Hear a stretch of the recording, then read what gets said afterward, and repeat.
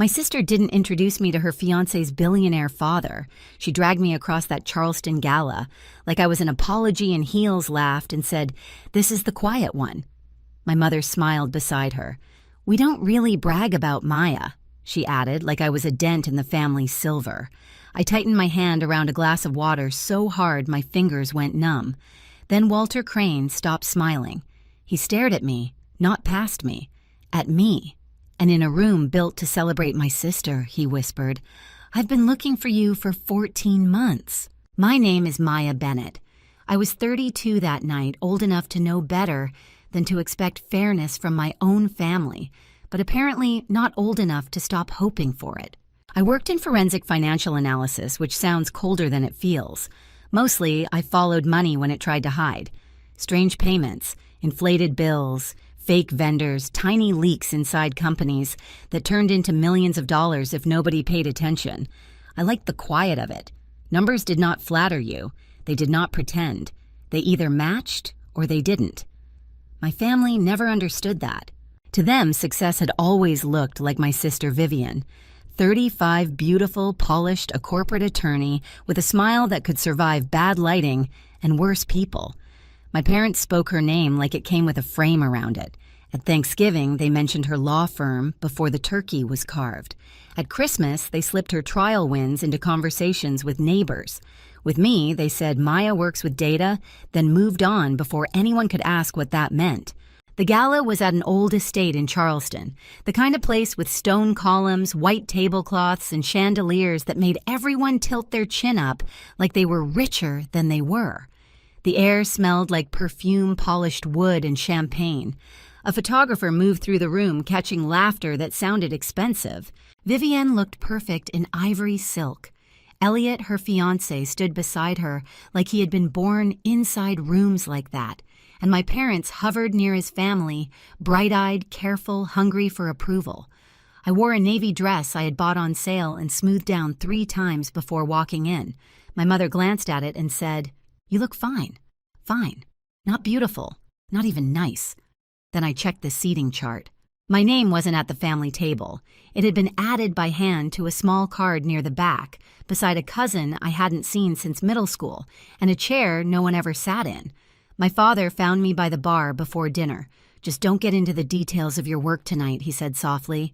"People don't really follow that stuff." I nodded because fighting him there would have made me the problem. Then Vivian spotted Walter Crane walking in, and her fingers closed around my elbow. Vivian did not ask if I wanted to meet Walter Crane. She steered me through the gala with her hand locked around my elbow, smiling at people as if we were sharing some sweet sisterly moment. Her grip told the truth. "Keep it simple," she murmured without looking at me. "Just say you do analysis. I know how to speak to people, Viv." Her smile stayed perfect. "Tonight is important. Please don't make it weird." There it was. The family rule polished down to one sentence. Vivian could be impressive. I could be manageable. We passed a table where my mother was telling 2 guests about Vivian's firm, her Georgetown years, her upcoming wedding, the honeymoon she and Elliot were considering. My father stood beside her, nodding like he had invested in all of it personally. One woman glanced at me. "And what does your other daughter do?" My mother's eyes flicked to my face for half a second. "Oh, Maya works with numbers," she said, light and quick. "Very behind the scenes."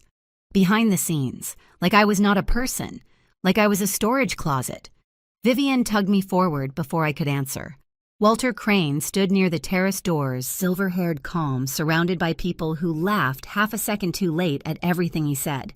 Elliot straightened when he saw him. My parents straightened too. It was almost funny watching grown adults become children around money. Walter Vivian said, bright as glass, "There's someone I should introduce." She pulled me beside her, not close enough to feel loved, just close enough to be displayed. "This is my sister Maya," she said. Then she laughed. "This is the quiet one." A few people smiled politely. My chest tightened, but I kept my face still. Before I could speak, my mother stepped in, holding her champagne flute near her pearls. "We don't really brag about her," she said. "Maya likes to keep to herself." My father gave a small chuckle. "She does things with bills and spreadsheets. Hard to explain." The room did not go silent. That was the worst part. The music kept playing, Glasses kept clinking. Someone behind me laughed at something unrelated. My fingers went cold around my water glass, and for 1 second, I felt 12 years old again sitting at the end of the dinner table while everyone talked around me. But Walter Crane did not laugh. He looked at me, not past me, not through me, at me. "What did you say your last name was?" he asked. "Bennett," I said. His face changed. For a few seconds, nobody moved. Then Walter Crane said my name again, quieter this time. "Maya Bennett." Vivian's hand slipped off my arm. My mother smiled too hard. "Walter, have you two met before?" He did not answer her. His eyes stayed on me, sharp now, searching. "Did you work on a review involving healthcare payments about 3 years ago?" he asked. A pattern of small charges buried inside routine bills. My throat went dry. I had not heard anyone mention that case in years. "Yes," I said carefully, "but I was never officially assigned to it." Walter's jaw tightened, not in anger, but recognition.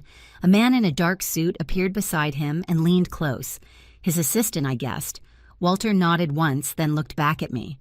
"Would you speak with me privately for a moment?" Behind him, Vivian's face changed from confusion to alarm. "Maya," she said quickly, low enough that only I could hear. "What is this?" "I don't know," I said. And that was true. The assistant led us to a small sitting room off the main hall. The noise of the gala softened behind the door, turning into a dull hum. Inside, the room smelled like old books and lemon polish. My hands were still cold. Walter did not sit right away. "You filed a report," he said. "Payments routed through vendors that should not have existed. Bills rounded in patterns too consistent to be accidental. Contract charges inflated just enough to pass casual review." I stared at him. 3 years earlier, I had been working in a small compliance office in Charlotte with flickering lights and coffee that tasted burnt by 9 in the morning.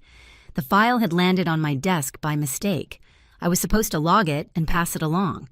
But the numbers bothered me, so I stayed late.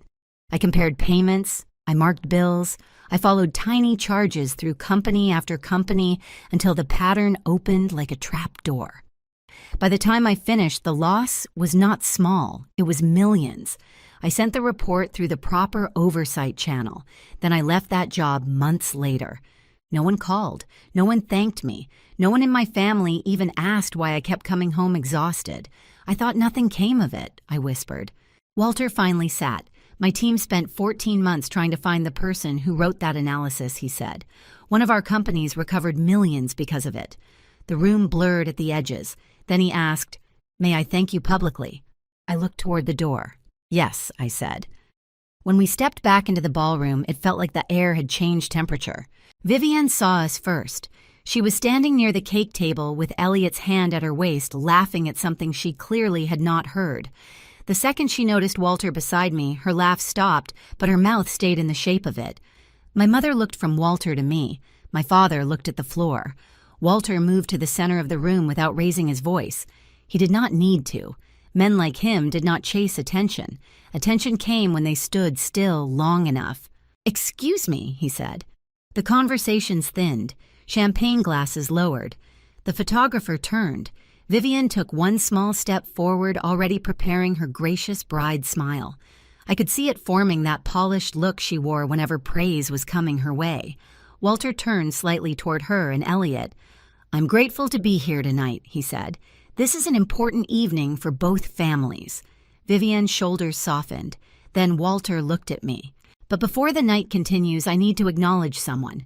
The room went quiet in a different way. Not polite quiet, hungry quiet. My mother's fingers tightened around her clutch. Walter continued calm and measured. 3 years ago, someone identified a pattern of payments and bills that had been hidden inside ordinary business operations. The amounts were small enough to be ignored one by one, but together they pointed to a loss in the millions. A murmur moved through the room. I felt every pair of eyes start looking around, searching for the important person. The partner, the executive, the investigator with a silver watch and a powerful handshake. Nobody looked at me yet. Walter's voice stayed even. That analysis helped open the door to a larger review. Money was recovered, damage was stopped, and my team spent 14 months trying to find the person who had done the work before anyone else saw it. Vivian's face lost color. Elliot's hand slowly dropped from her waist. Walter turned fully toward me. I found her tonight. My chest hurt, not from fear, from the strange, almost unbearable weight of being seen after years of being summarized badly. Walter said, "Maya Bennett, I've been looking for you for 14 months. The silence that followed was so complete I could hear the ice shift in someone's glass. The photographer lowered his camera. My mother blinked fast, as if the room had betrayed her.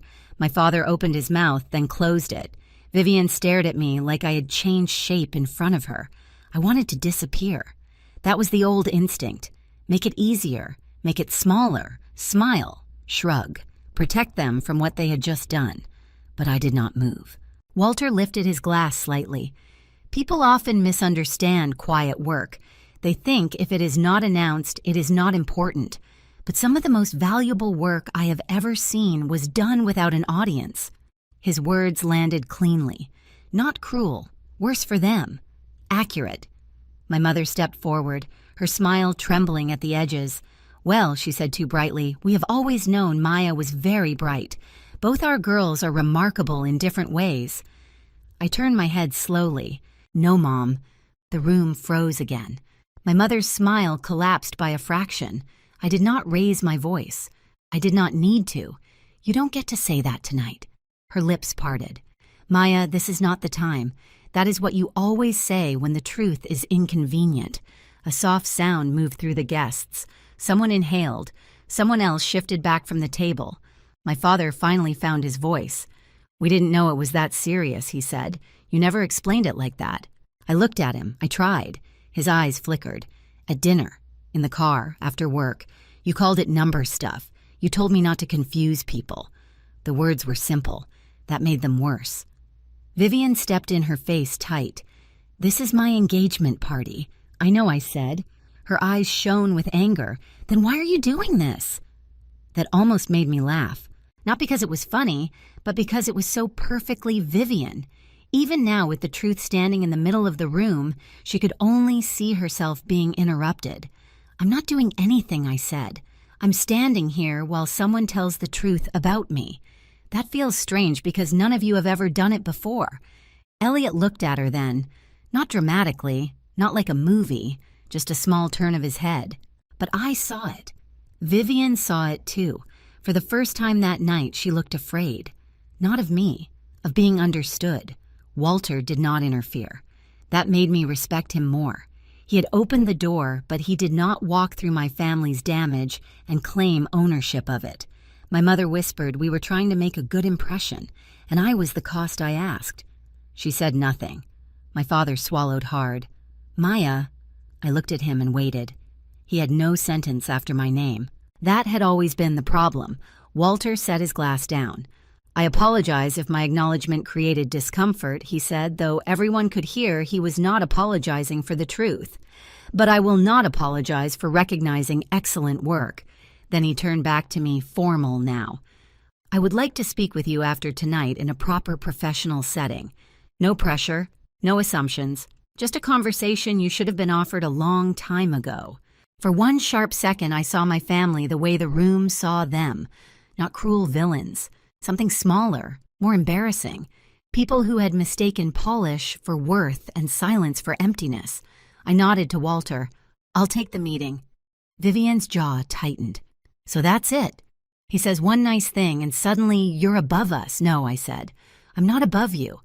I looked at my mother, then my father, then my sister. "I'm just not beneath you anymore." Nobody answered. There are silences that punish. This one did. The band started again a few seconds later, softly, awkwardly, as if music could cover what everyone had already heard. Guests looked down at their plates. Elliot touched Vivian's arm, but she pulled away, still staring at me. I walked back to the table where my name had been added by hand. The small card was still there, tucked near the edge like an afterthought. Maya Bennett. I picked it up and held it between my fingers. For years, that was where my family had put me. At the edge, near the back, close enough to count if anyone asked, far enough not to matter. Then I looked across the ballroom. Walter Crane was still watching me, not with pity, but with respect. My mother's eyes were wet. My father looked older than he had 10 minutes before. And Vivian, beautiful, Vivian stood under all that expensive light with no idea what to do now that I was no longer willing to disappear. I slipped the place card into my purse, not as a souvenir, as evidence. The next morning, my mother called before I had finished my coffee. Her voice was soft in that careful way people use when they are trying to step over broken glass. "Sweetheart," she said, "your father and I were thinking. What Walter said last night was wonderful. I might mention it to a few friends from church." I watched steam rise from my mug. "You can be proud," I said, "but don't tell it like you were standing beside me all those years." Silence. Then very quietly, "That's fair." It was the first fair thing she had given me in a long time. My father did not call. He left a voicemail around noon. 11 seconds of breathing, one throat clear, and then his voice smaller than I had ever heard it. I should have asked more Maya. "I'm sorry. I saved it. Not to use against him, just because truth from my father had always been rare enough to keep." Vivian came to my apartment 3 days later. No makeup shield, no perfect smile, just a beige coat, red eyes, and a paper coffee cup she forgot to drink from. She stood in front of my corkboard staring at the lines, notes, payment trails, and bill patterns pinned across it. "This is what you do?" she asked. "Part of it." She nodded slowly. "I called it your little world." "You did." Her mouth trembled. "It wasn't little. I just never tried to see it. I did not forgive her right there. Real forgiveness does not work like a light switch." But I let her sit down. A few weeks later, I met Walter's team in a glass conference room downtown. I did not accept a title. I agreed to consult independently with clear boundaries and the authority to follow the numbers wherever they led. For once, nobody asked me to make myself easier to understand. Months later, I drove past that Charleston estate and saw the chandeliers glowing through the windows. I thought about what they called me. The quiet one. They said it like emptiness, but they were wrong. Quiet is not weakness. Sometimes quiet is precision, waiting for its moment. If your own family has ever made you feel like a footnote, tell your story in the comments. And hit subscribe so you don't miss the next one.